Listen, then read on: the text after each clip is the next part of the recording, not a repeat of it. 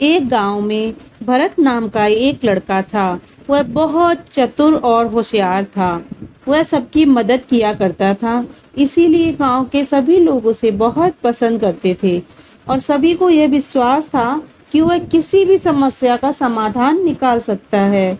भरत के पड़ोस में एक लड़का था, उसका नाम सागर था, जो उसी के विद्यालय में पढ़ता था। दोनों एक ही कक्षा में पढ़ते थे।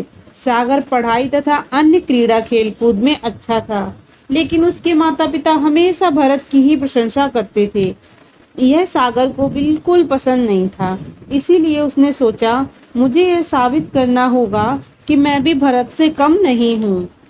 एक दिन की बात है, सागर को विद्यालय से लौटते समय एक घायल गौरैया जमीन पर पड़ी मिली।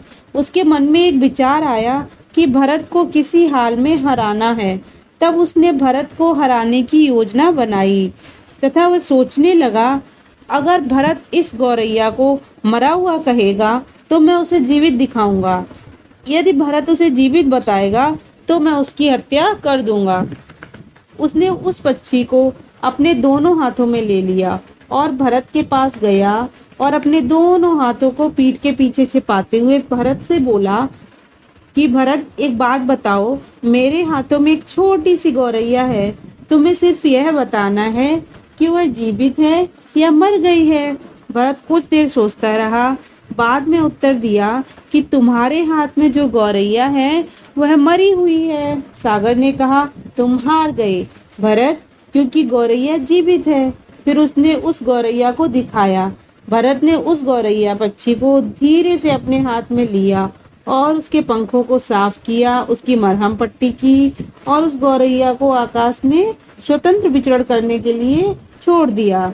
सागर यह सब देखता रहा और बहुत हैरान हो गया कि भरत यह क्या कर रहा है।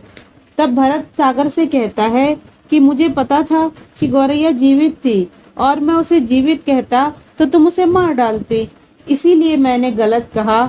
अगर मैं ऐसा न करता तो गौरैया मर जाती। मैं तुमसे हारा नहीं, बल्कि मैं गौरैया को बचाना चाहता था। सागर को अपनी गलती का एहसास हुआ और उसने भरत से क्षमा मांगी। तो मेरे प्यारे प्यारे बच्चों, आपको ये स्टोरी कैसी लगी? अच्छा। आपको ये स्टोरी अच्छी लगी हो तो हमारे चैनल को सब्सक्राइब करें, वीडियो को शेयर एंड लाइक करें। Thank you.